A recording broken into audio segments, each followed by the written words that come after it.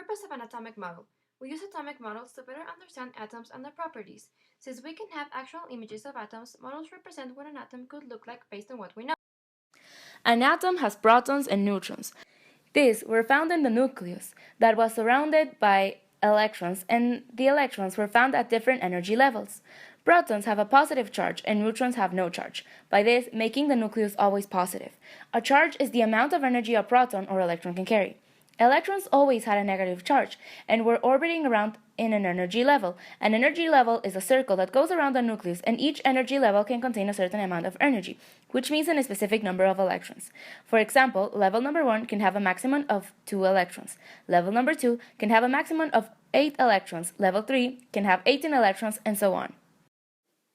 In the Greek model, it was believed matter could be cut until a point where it eventually can't, and this piece would be indivisible. Dalton reformed this model and believed that matter was made up of small things he used to call atoms, that atoms of different elements were different from each other, and that atoms of a certain element could combine with others from other elements and create compounds. He also believed that atoms couldn't be created, destroyed, or subdivided, and that all atoms of same elements are identical. He was wrong by saying that atoms can be broken down into smaller parts, which they can, because they are made out of protons, neutrons, and electrons. Thomson discovered the presence of electrons and showed that atoms are divisible, which means they can be broken down, but he believed that positive energy is spread throughout the atom, which cannot happen because it is retained inside of the atom. At the time, he didn't consider that neutrons existed and believed that electrons floated around the mass of positive soup. Energy levels were not studied yet, and there was still no proton.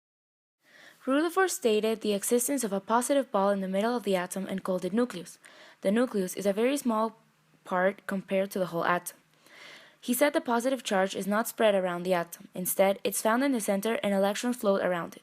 He said atom is mostly open space, and he was right. Niels Bohr created the Bohr's model, where he stated that atoms emit light at a given wavelength and frequency, that electrons can only exist when a certain energy levels are given, and when an electron goes from a higher to a lower orbit, light is emitted, and when it goes from a lower to a higher orbit, it is absorbed. Electrons are needed in one orbit or in the other, but there can't be in between. These orbits are stable and called stationary. This model also had limitations.